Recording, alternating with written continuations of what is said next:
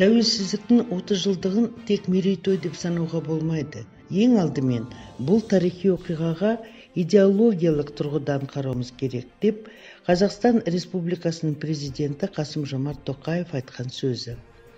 Осы тәуелсіздікке жетуіміз үшін алаш ордалықтардың еңбегін айтып кетпеу қателік болар еді.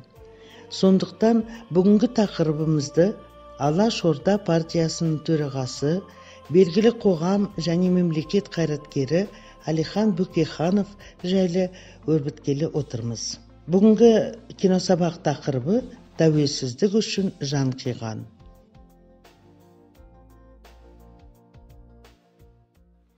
Тәуелсіздік жолында 20 ғасырдың басында өмір сүрген қазақ зиялылары өте көп. Солардың ішінде ұлтымыздың мақтанышы, Алаштың Әлиханы, ұлт көсемі Әлихан Бөкейхан туралы айтуға болады. Тәуелсіздік дегеніміз не болды олар үшін? Тәуелсіздік алаш зиялылары үшін кешегі қазақтың мемлекеттігін қалпына келтіру. Міне осы жолда олар өздерінің барлық өмірін аямады. Яғни тәуелсіздік жолдарында жанын қиды. Оларға тақта берді, шенде шекпенде берді. Бірақ оның бірде-біріне Әлихан Бөкейхан сияқты қазақ зиялылары қызыққан жоқ. Әлихан Бөкейханның өмірін шартты түрде бірнеше кезеңге бөліп қарауға болады. Соның ішінде 1905 жыл менен 1913 жылдардың арасына жеке тоқталу керек. Өйткені 1905 жыл менен 1913 жылдың арасында 20 ғасырдың басы Ресей империясында және оның отар аймақтарында елеулі өзгерістер болды. Оның бірі капитализмнің шарықтап дамуы, екіншіден қоғамдық санадағы үлкен өзгерістер және ұлт-азаттық қозғалыстың жаңа кезеңінің басталуы. Ұлт-азаттық қозғалыстың 20 ғасырдың басындағы кезеңінде Әлихан Бөкейхан бастаған қазақ зиялылары күрестің басқа формасын таңдады. Ол қандай форма? Ол енді қарулы күрес емес, ол ақыл ойменен, эволюциялық жолмен қазақтың бұрынғы мемлекеттігін қалпына келтіру, я болмаса тәуелсіздік алу, егеменді ел болу. Осыған жету үшін ең бірінші оқуға, білімге сүйенді. Яғни біз 20 ғасырдың басындағы қазақ қоғамындағы ұлттық сана сезімнің модернизацияға ұшырауының ең басты себебі классикалық қанаудың, отарлаудың шегіне жетуі. Оның ішінде Қазақстан сияқты елді Ресей империясының отарлауы бірнеше жолдардан өтті. Сол әскери бекіністер салу, салықты күшейту, тіл менен дінді жоқ қылу, қазақ даласындағы өзінің еркімен жүруге, сөйлеуге, өзінің дінін ұстауға, ұрпағын оқытуға ешқандай мүмкіншілік бермеу. Ең басты трагедиясы қазақтың жерін тартып алып, орыс шаруаларына беруі.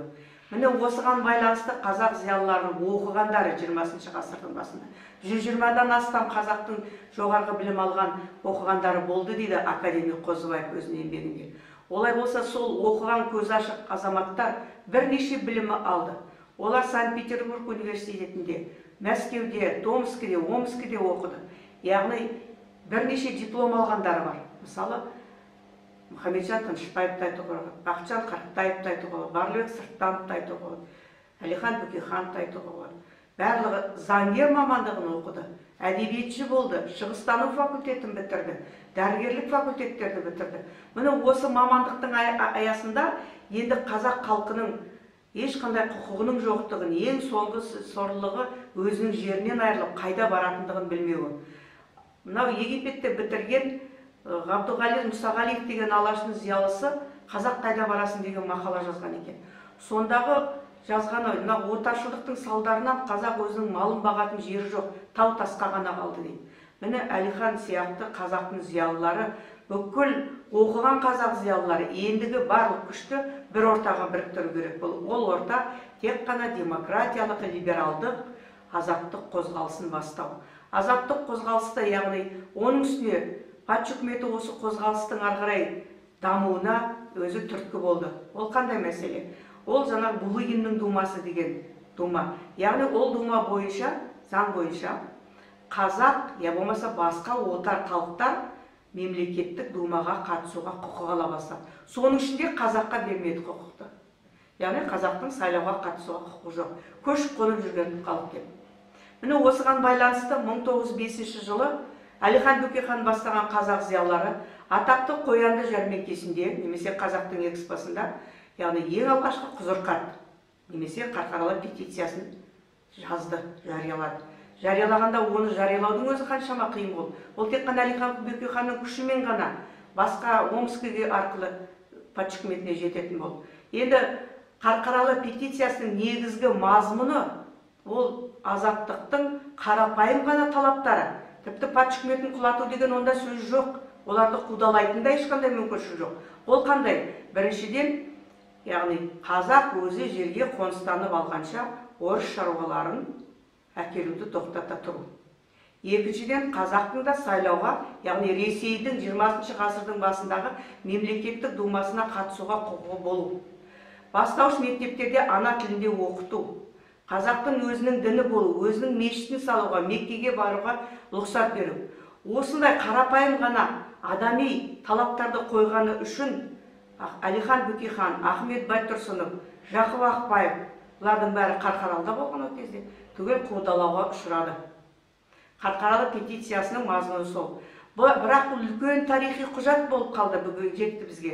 Себебі осы құжаттың мазмұны кейінде Алаш партиясының негізгі бағдарламасына кірді және Алаш Орда үкіметінің негізгі ұстанымын айналды. Сондықтан да Қарқаралы петициясы ол жазылған, қабылданған Қарқаралы жері қасиетті деп айтуға болады. Өйткені ол демократиялық, либералдық қозғалыстың орталығы 20 ғасырдың басында. Біз Қарқаралы осы тұрғыдан бағалауымыз керек. Әлихан Бөкейхан бастаған қазақ зиялыларының жүрген жері Қарқаралы, Семей болса, осы екі қаланың екеуі де қазақ азаттық қозғалысының астанасы, нағыз идеяның топтасқан жері болып саналады. Енді осы 5-ші жылдағы Қарқаралы петициясына жазылуына байланысты қудаланған алаш зиялыларының өмірі кешегі 37 жылға дейін қудалануға болды. Бұл олардың алғашқы патша үкіметінің қарамағына, яғни қара тізіміне ілінген кезі болды.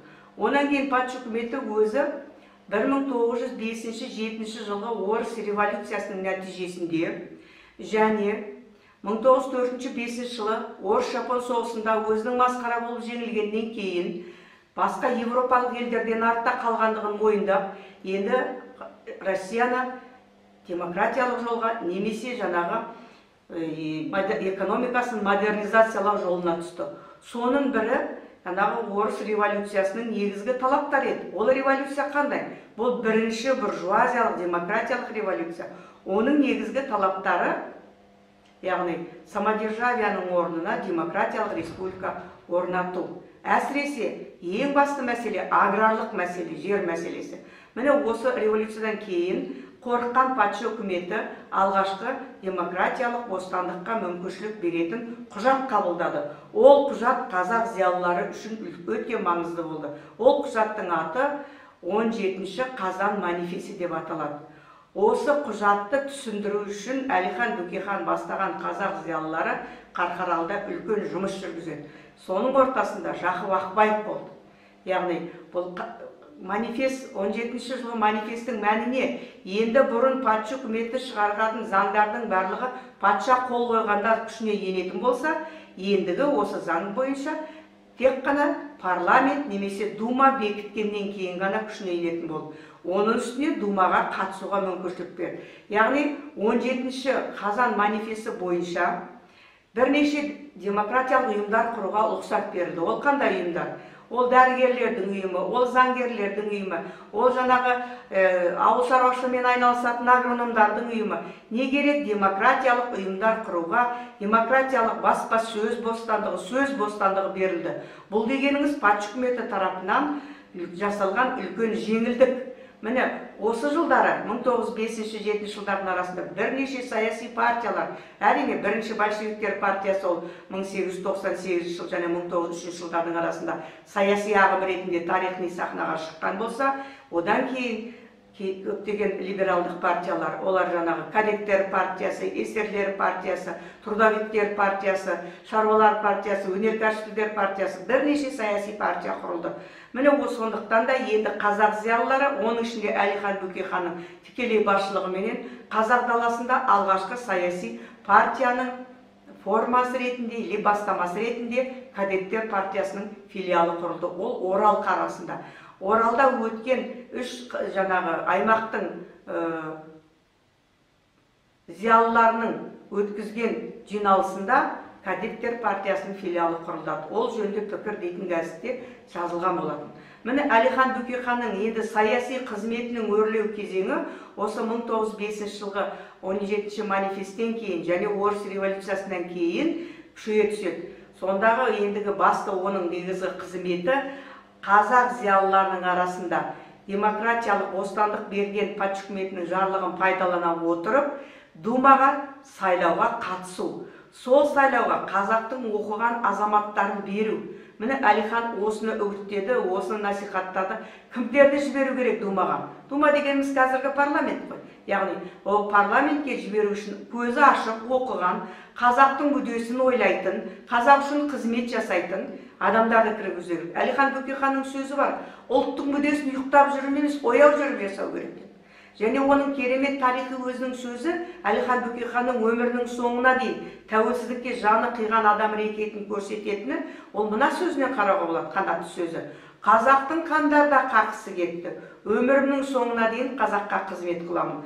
Осы сөзі Әлихан Бөкейханның шындығында да бүкіл адамзаттық, азаматтық бейнесін көрсетеді. Және қазақ халқына берілгендігін көрсетеді. Өмірінің соңына дейін қызмет жасау дегеніңіз, яғни тәуелсіздік үшін жанын қиған адам екенін осы сөзі дәлелдейді. Және ендігі Әлихан Бөкейханның саяси қызметінің екінші бір бағыты бұл не болды? Жастарды оқыту, оқу білім беру. Яғни бастауыш мектептерде ана тілінде оқытып, қазақтың дарынды балаларын оқытуға үлкен көңіл бөлді. Міне осы үшін өзінің айналасына Ахмет Байтұрсынов сияқты, Жақып Ақбаев сияқты інілерін, пікірлестерін, саяси әріптестерін жинай білді. Әлихан Бөкейханды Алаштың азаматы немесе Алаштың көсемі немесе ұлт мақтанышы дейтін себебіміз осында. Өйткені ол кереметтей топтастыра білетін, мықты, қазіргі заманның тілімен айтатын болсақ, мықты менеджер болды. Яғни ол саясатты жақсы білді. Ол қазақ даласының экономикасының тағдырын жақсы білді. Әсіресе ауыл шаруашылығынан айырылған, жерінен айырылған қазақтың болашағының жоқтығын ол түсіне білді.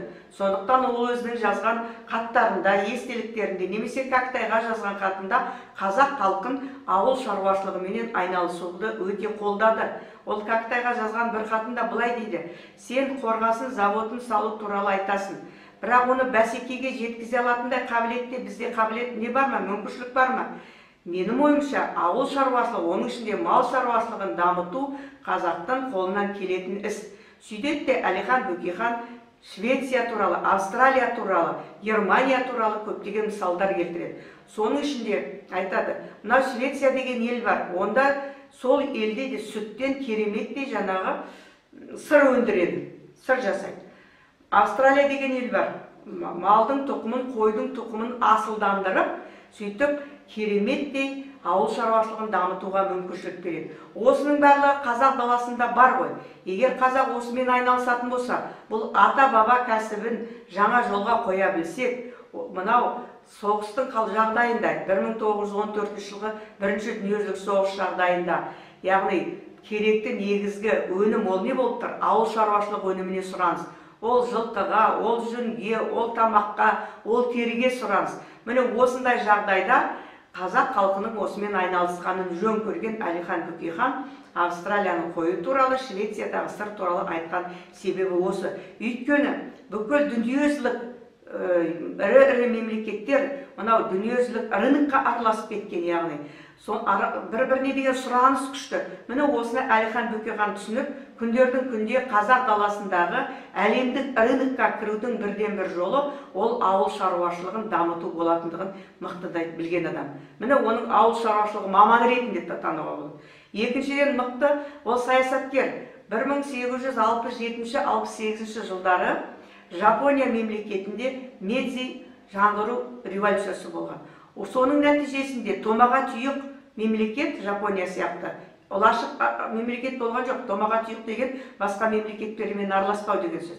Сол елде кереметтей экономикалық жаңғыру, адами жаңағы сананың жаңғыруының нәтижесінде Жапония 19 ғасырдың екінші жартысынан бастап 20 ғасырдың басында дамыған мемлекетке айналды. Соның бір нәтижесі, көрінісі ол не болды?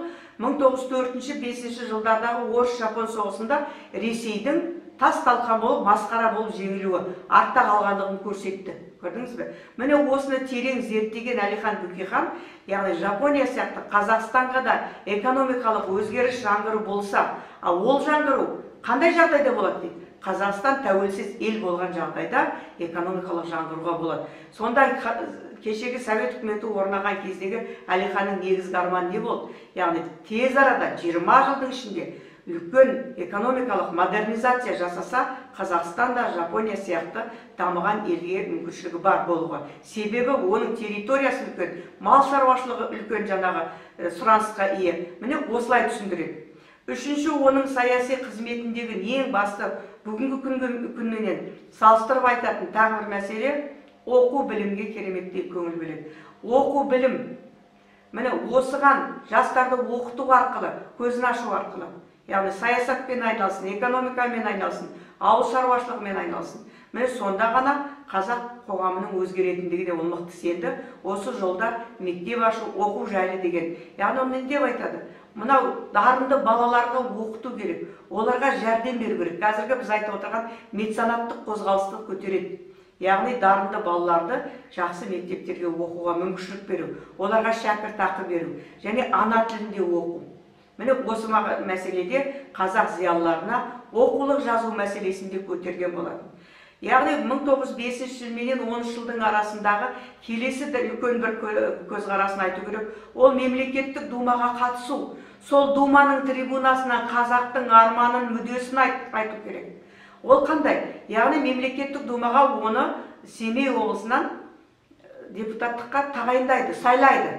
Бірақ Әлихан Бөкейханның 1905 жылғы революциялық қозғалыстардағы, немесе 1905 жылғы халықаралық петициясындағы оның іс-әрекетін білген патша үкіметі оны осы думаға жеткізбеу жолын ойлап, оны тұтқындайды. Сөйтіп ол 3 ай Павлодардың түрмесінде жатады. Одан Омбыға жер аударылады. Жақып Ақбаевты Қарқаралыдан қуады. Ахмет Байтұрсыновты Қарқаралыдан қуады. Міне патша үкіметі нағыз қазақтың демократиялық азаттық қозғалысының басында тұрған мықты ұйымдастырушыларын саяси аренадан кетіруге тырысады. Әлихан Бөкейхан осы депутаттық мандатты алып, неге келеді? Санкт-Петербургқа келген кезде 72 күн ғана өмір сүрген бірінші мемлекеттік думаны патша үкіметі непослушный дума деп таратып жібереді. Бірақ осы думаға келген депутаттар Выборг қаласында жиналады. Сол жерде 103 депутаттың қол қойған үлкен атақты Выборг хатына Әлихан Бөкейхан қол қояды. Оның фотосын өздеріңіз көріп отырсыздар. Сол фотода Әлихан Бөкейханның суреті тұр. Ол да қол қояды. Ондағы мақсат не? Патша үкіметінің отаршылдық саясатын сынау, азаттық беру. Оның ішінде Польшаның, Финляндияның азаттығы, Орта Азия мемлекеттерінің азаттығы, кешегі Орта Азияның халықтарының азаттығын айтылады. Міне енді осы Выборгқа қол қойған үшін Әлихан Бөкейханды бұдан бұлай сайлау құқығынан айырады патша үкіметі. Бірақ Әлихан Бөкейхан сайлау құқығынан айырылса да, ендігі сайлауға баратын қазақ зиялыларының сол депутаттық сұрауға не сұрайтындығын, не мәселені айту керектігін, соның барлығын жазып, үгіттеп, насихаттап жүрді. Ол кешегі Бақытжан Қаратаевтың, Мұхамеджан Тынышбаевтың, Бақтыгерей Құлмановтың барлығының сөйлейтін сөзіне дейін, не айтатынның барлығын Әлихан Бөкейхан тікелей басшылық жасап отырды. Әлихан Бөкейхан 1906 жылы Мәскеуде өткен мұсылмандар съезіне 2 рет қатысады. Бұл бүкіл Россиялық мұсылмандар съезі. Осы съезде ол дінді жақсы білетін және басқа мемлекетте, басқа елдердегі мұсылмандарменен қарым-қатынас орнату мәселесінің маңызды екендігін түсінеді. Өйткені қазақ даласындағы мұсылмандардың да негізгі мақсаты не? Өзінің мешіті, өзінің діні болу керек қой. Яғни, оның осы жердегі ұстанымы анық айту керек. Ол дінді мемлекеттен бөлу деген ұстанымды қолдаған. Ал кешегі өзі кадеттер партиясының мүшесі болған партия бұл ұстанымды қолдамайды. Міне сондықтан 13 жылдың арасындағы, 5-10 жылдардың арасындағы Әлихан Бөкейханның ең үлкен бір саяси бетбұрысы, жаңағы думадан кейін, думаға дайындығынан кейін, ол қандай бетбұрыс болды? ол кадеттер партиясынан шығу. Өйткені кадеттер партиясы дінді мемлекеттен бөлуге қарсы болды. Ол бір. Екіншіден, билікке келгеннен кейін кадеттер партиясы қазақ халқына автономия немесе бостандық беру деген идеяны жақтамады. Міне осы үшін 1909 жылы Әлихан Бөкейхан өзінің атақты «Мен кадеттер партиясынан неге шықтым» деген мақаласын жазады. Сонда осы мақалада көрініп тұр, болашақ уақытшы үкіметтің басына келген кадеттер партиясы мен Әлихан Бөкейханның ұстанымының екі түрлі екенін. Бірінші, дінді мемлекеттен бөлуде екенді көзқарас әртүрлі болды. Екіншіден, қазақ автономиясын немесе қазаққа тәуелсіздік беру деген мәселені олардың қолдамауы Әлихан Бөкейханды осы саяси партиядан шығуға әкелді. Мысалы, саяси партиядан шығуды Әлихан Бөкейхан түсінді. Ол биліктен, оған берілген барлық құқықтан айырылатындығын білді. Міне екінші оның өмірінің кезеңі 1914 жыл менен 17 жылдың арасы деп есептеу керек. Бұл кезде Әлихан Бөкейханның саяси өміріндегі үлкен бетбұрыс, өйткені бірінші дүниежүзілік соғыс басталды. Бірінші дүниежүзілік соғыс басталған кезде бүкіл ауыртпашылық отар аймақтарына түсті. Соның ішінде Қазақстанға. Қазақстан халқының басына үлкен, оның ішінде қазақ халқына соғыстың ауыртпашылығы салықты салды. Мал салығы, жүн салығы, азық-түлік салығы барлығы қазақтың мойнына түсті. Енді осыған шыдамаған қазақ халқы әрине 1914-15 жылдардағы салықтың күшеюі атақты қазақтың ұлт-азаттық қозғалысының 20 ғасырдың басындағы классикалық ең биік шыңы, пик дейміз оны, 16 жылғы көтеріліске әкелді. 16 жылғы көтерілістің шығу себебі патша үкіметі енді мына батыс майдандағы әскердің жетпей жатқандығын және оларға азық-түлік дайындап беру үшін қара жұмысқа қазақтан 19 бенен 43 жастың арасындағы қазақ азаматтарын алу туралы жарлық шығарды. Міне осыған байланысты Әлихан Бөкейханның ұстанымын ерекше айту керек. Әлихан Бөкейхан бастаған қазақ зиялылар, оның ішінде Міржақып Дулатов, Ахмет Байтұрсынов сияқты қазақ зиялылары 16 жылғы көтерілістің шығу себебінің ең басты мәселесі соғысқа азамат алу. Яғни айтады, азаматты береміз бе, бермейміз бе деген сұрақтың төңірегінде үлкен дискуссия басталды. Қазақ зиялылары, оның ішінде Әлихан Бөкейхан соғысқа, яғни тыл жұмысына қазақтардың барғанын қолдады. Оның себебі не? Көптеген тарихшылар осыған Әлихан Бөкейханды кінәлайды.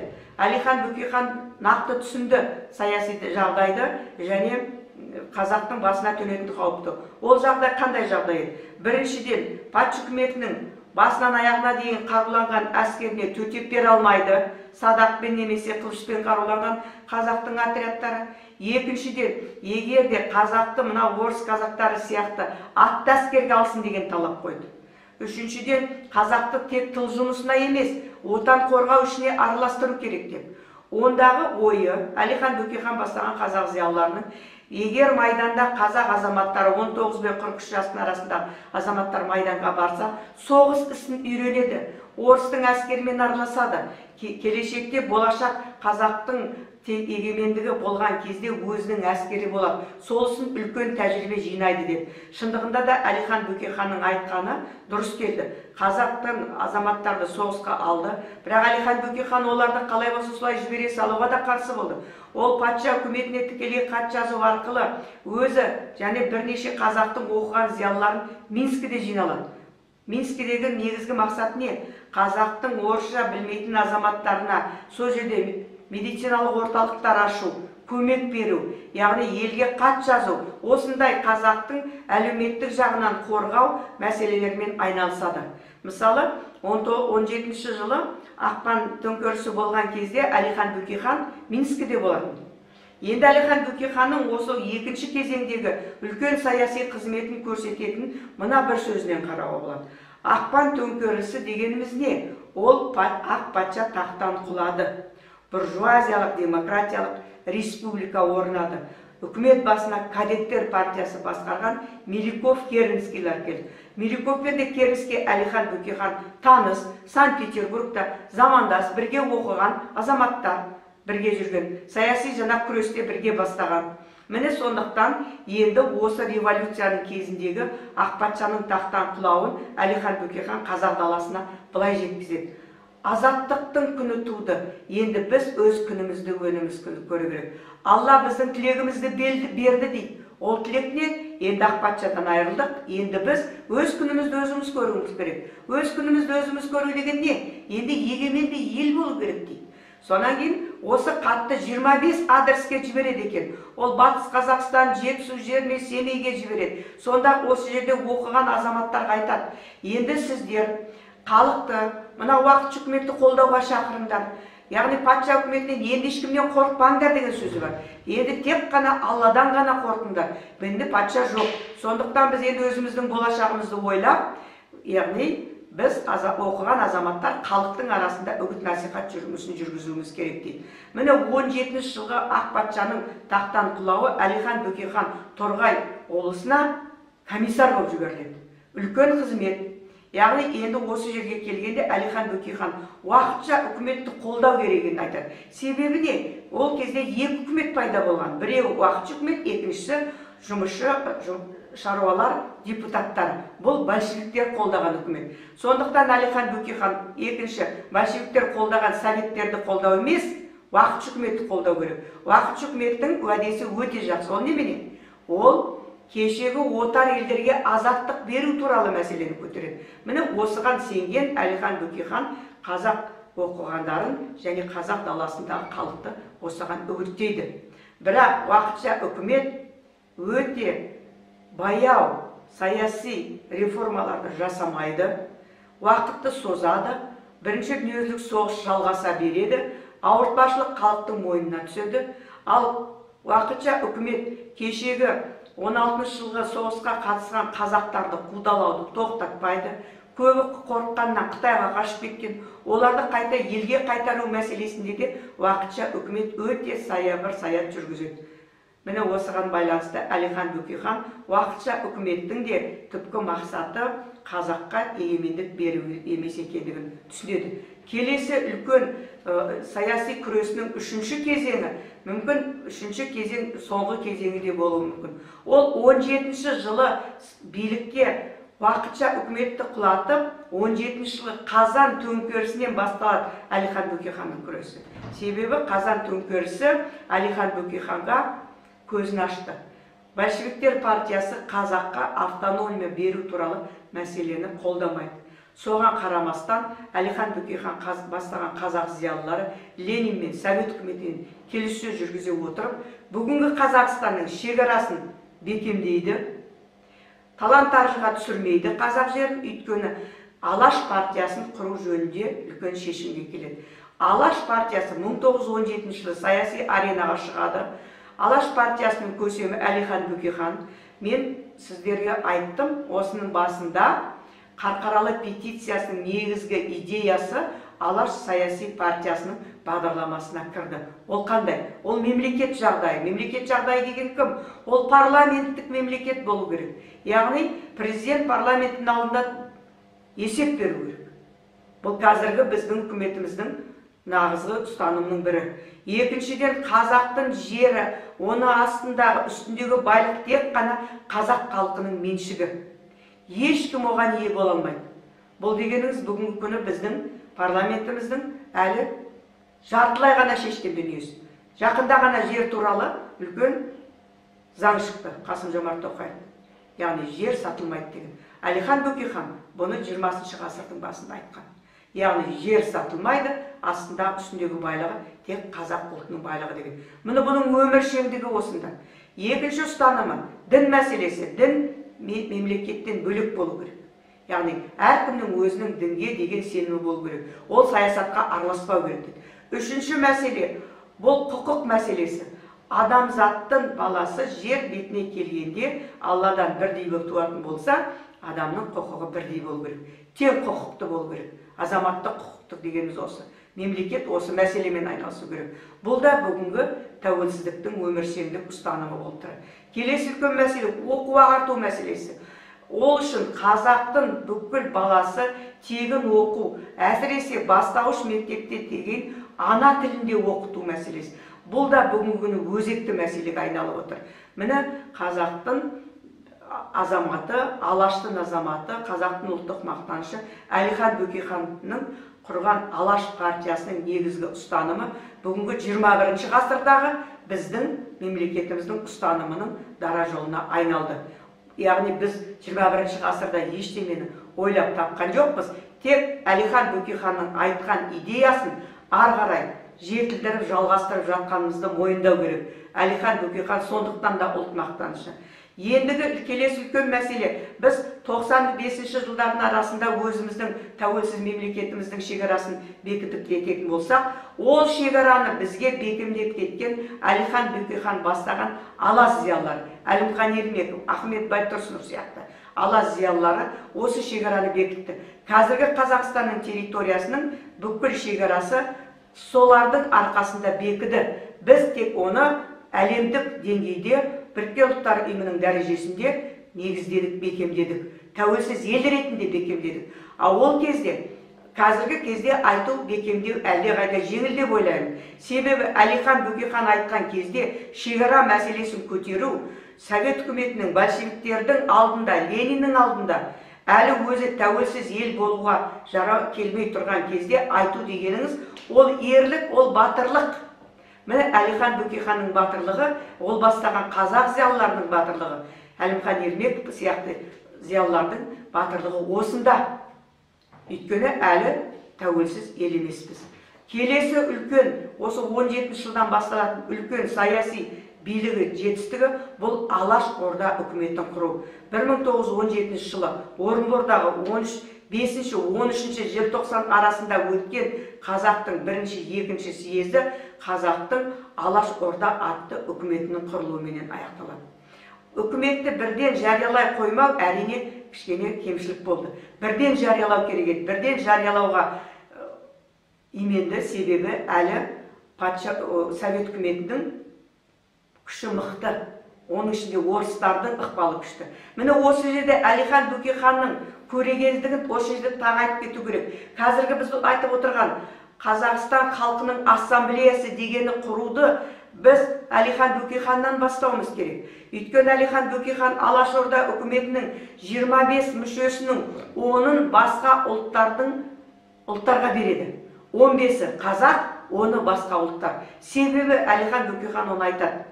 Егер біз қазір таза қазақ болып өз алдымызға тәуелсіз ел болатын болсақ, мына отырған территориялардан айырыламыз. Өйткені Ақмола сияқты, Жетісу сияқты, Орал сияқты өзен сулардың жағалауындағы құнарлы жердің бәріне патша үкіметі 20 ғасырдың басында орыстың қара шекпенділерін әкеп көшірген болатын. Құнарлы жер солардың қолында. Сондықтан территориялық автономия бөліп аламыз десек, біз онда аштықта қалып қоямыз. Құнарлы жерлерден айырыламыз. Сондықтан 10 адам басқа ұлт өкілдері болсын дейді. Бұл дегеніңіз Қазақстан ассамблеясы негіздеме немене? Яғни, осы жерде тағы бір Әлиханның ерлігін айту керек. Әлихан Бөкейханды ұлтшыл деп соттады Совет үкіметі. Ол еш уақытта ұлтшыл болған жоқ. Әлихан Бөкейханның шығармаларын қарасаңыз, оның жазған мақалаларында орыстың атақты агрономдары, орыстың ғалымдары, Жиһангездер туралы жазады. Ол тіпті орыс емес, кешегі Европаның ғалымдар туралы, Бисмарк туралы жазады.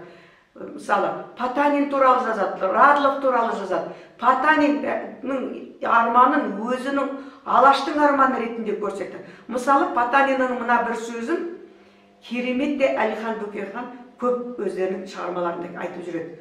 Потаниннің сөзін қараңыз, айтып берейін. Қараөткелді Астана жасасақ, ол қазіргі Астананың тұрған жер, то есть Нұр-Сұлтан қаласының тұрған жер. Қараөткелді Астана жасасақ, сол жерде университет салсақ, сол университетте қазақтың ұлы мен қыздары оқыса, сонда Қозы-Көрпеш Баян Сұлуды еңлік кебекті жазған қазақтың кім екенін Европа білер еді-ау деп армандаушы еді Георгий Николаевич дейді. Ал Георгий Николаевичтің арманы ретінде Алаштың арманын айтып отыр. Бүгінгі күні арман орындалды, Әлихан Бөкейханның арманы. Ол Қараөткел Астана болды, тәуелсіз Қазақстанның. Ол жерде университет салынды. Ол университетте бүгін қазақтың ұлы мен қызы оқиды.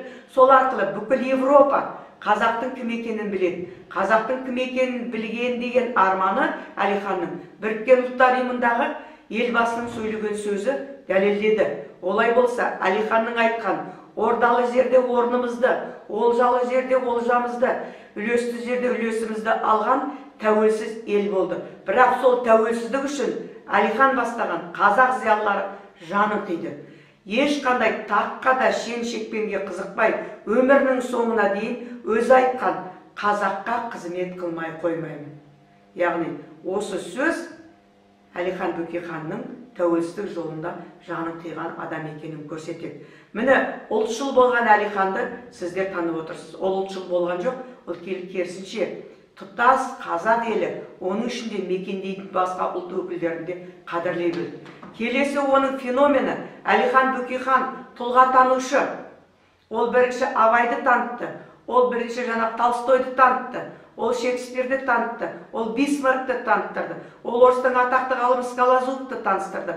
Олай болса, тәуелсіздіктің бүгінгі неше бағыты бар? Ол жер мәселесі, тіл мәселесі, ол жанында жүрген жақсы адамды қадірлеу мәселесі, осының барлығын Әлихан Бөкейханның өмірінен табуға болады. Әлихан Бөкейхан жанында жүрген жақсы адамды қадірлей білді. Жанында жүрген тұлғаларға көзінің тірісінде оларға жақсылығын айтты. Ахмет Байтұрсыновты, Міржақып Дулатовты айтады. Шіркін олар саясатпен айналыспаса, кереметтей әдебиет жазушы, роман жазатын адамдар болар еді. Міне, сондықтан да Әлихан Бөкейханы әлем таныған тұлға. Ол кешегі 150 жылдығында ЮНЕСКО оны таныды. Әлихан Бөкейхан біздің дүниежүзілік тарихтағы Сун Яцен сияқты, Мұстафа Кемал Ататүрк сияқты, яғни Махатма Ганди сияқты әлемдік тұлғалармен қатар тұратын тарихи тұлға. Олай болса, оның 155 жылдығының қарсаңында Әлихан Бөкейхан әлем таныған тұлға деп, ұлттың мақтанышы деп мойындауымыз керек. Өзінің сөзімен аяқтайын. Қазақтың қандарда қақысы кетті.